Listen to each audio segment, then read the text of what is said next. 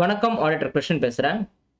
CA final auditing classes உங்களுக்குலாம் தெரியும். நான் வந்து நவம்பர் 12th அன்னைக்கு பிளான் பண்ணி ஆரம்பிச்சிருந்தோம். அந்த சிஏ ஃபைனல் ஆடிட்டிங் கிளாஸ் வந்து முடிச்சிட்டோம்.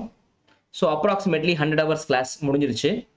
ஸோ யாரெல்லாம் வந்துட்டு அந்த டைமில் வந்துட்டு என்னால் லைவ் வர முடியாது, ஃப்யூச்சரில் நான் வந்து நீங்கள் கிளாஸஸ் முடிச்சதுக்கப்புறம் ரெக்கார்டிங் வாங்கிக்கிறேன் அப்படின்னு சொல்லியிருந்தீங்களோ, letspassca.comல இந்த சிஏ ஃபைனல் ஆடிட்டிங்கோட கிளாஸஸ் லிஸ்ட்டாக இருக்கும். அதில் போய் நீங்கள் வாங்கிக்கலாம். ஸோ இந்த கிளாஸஸோட டெமோ கிளாஸும் அந்த டிஸ்கிரிப்ஷனில் நான் கொடுத்துருப்பேன்.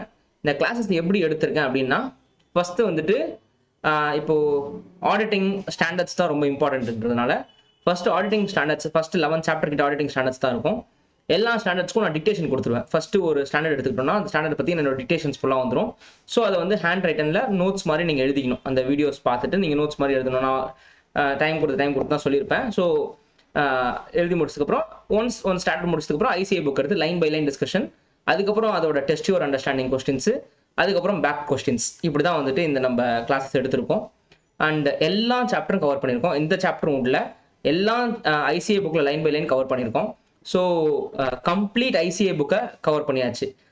நான் கிளாஸ் எடுத்தது ஃபுல்லாமே ஐசிஐ புக்கில் தான் எடுத்திருக்கேன்.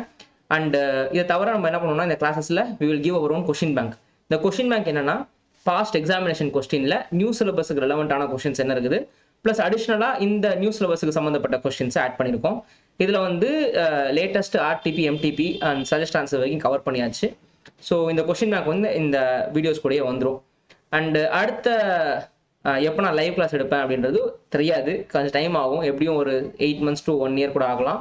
பிகாஸ் அடுத்து வந்துட்டு சிஏ ஃபவுண்டேஷன் கான்சன்ட்ரேட் பண்ணணும், CA inter next batch concentrate பண்ண வேண்டியிருக்கும். ஸோ சிஏ ஃபைனல் கிளாஸ் அடுத்து இன்னும் ஒரு 8 months to 1 year ஆகிறதுக்கு வாய்ப்பு இருக்குது. அது வரைக்கும் வந்துட்டு if you want to start classes for CA final auditing நீங்கள் கிளாஸ் எடுத்துக்கலாம். கிளாஸஸ் வந்துட்டு இப்போ நான் எப்படி பேசணும் இதே மாதிரி தான் கிளாஸ் எடுத்திருப்பேன். ஸோ தமிழ் அண்ட் இங்கிலீஷ் கலந்து தான் இருக்கும் classes. And so ICAI book படிக்கும்போது ஆப்வியஸ்லி அது ஃபுல்லாக இங்கிலீஷில் தான் இருக்கும்.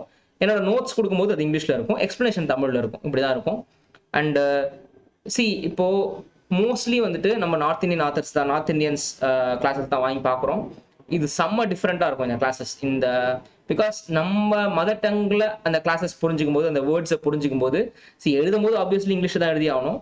ஸோ என்னோட பழைய ஸ்டூடெண்ட்ஸ் யாரெல்லாம் வந்துட்டு இன்னும் சிஏ ஃபைனல் கிளாஸ் எடுக்கல அப்படின்னா, you can try this class and it will be beneficial for you. Thank you so much. Bye bye.